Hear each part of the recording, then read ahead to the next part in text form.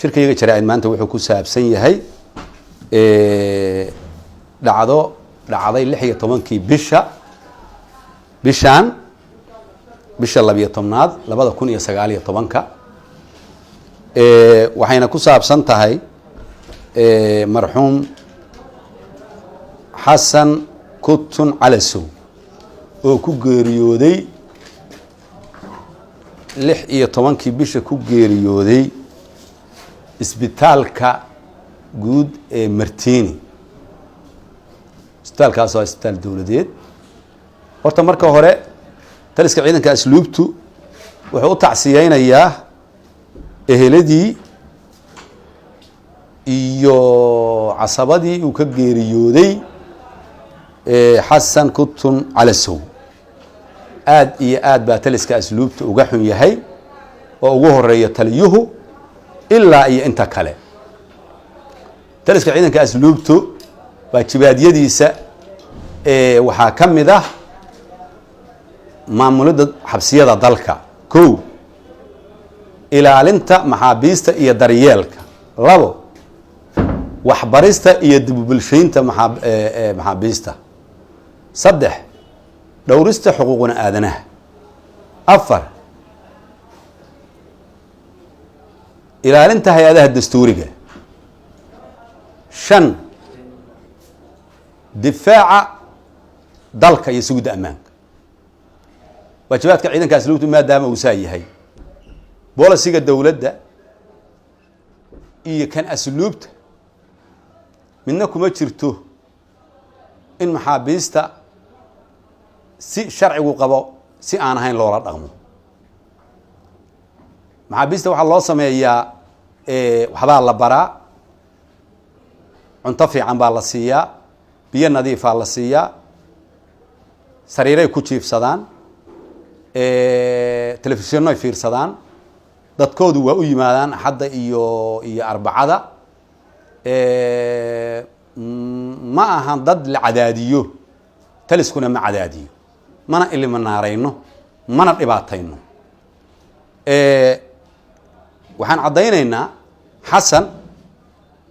ilaahay ha u naxariiso wuxuu ku dhintay horta marka u horeysa waxaa leeyahay meelo kale ku dhintay wuxuu ku dhintay isbitaalkan dawladda oo Martini way caddahay taas qodobka kale taliska ciidanka asluubtu markay dhacdadaas u dhacday wuxuu salboosa shaqadii ka joojiyay maanta oo taariikhda 18 bisha taliyaha xabsiga dhexe wuxuuna magacaabay guddi 3 xubnooda oo uu hogaaminayo General Xasan Cumar Afrax macallin Xasan guddigaas baa baaris galaya baaristaas waxaan rabnaa in aan la soo wadaagno ummadda Soomaaliyeed iyo madaxda saraba waxaa lagu dhaqmayaa oo la arkayaa ka hor dhicimaya baaristaas waxay soo saarto oo ay ka soo saarto meeshaas waxa la sheegayo annagu waxaan aaminsanahay inaan ku shaqeyno nidaam sharciya waxaan aaminsanahay amaawiirta dawladda inaan ku shaqeyno waxaan aaminsanahay wixii naloo igmada inaan ku shaqeyno mana aanaa gees marin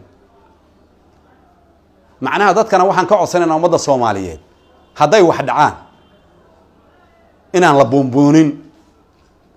ee caddayn marka la helo oo wax cad la helo waxaa saacad iyadoon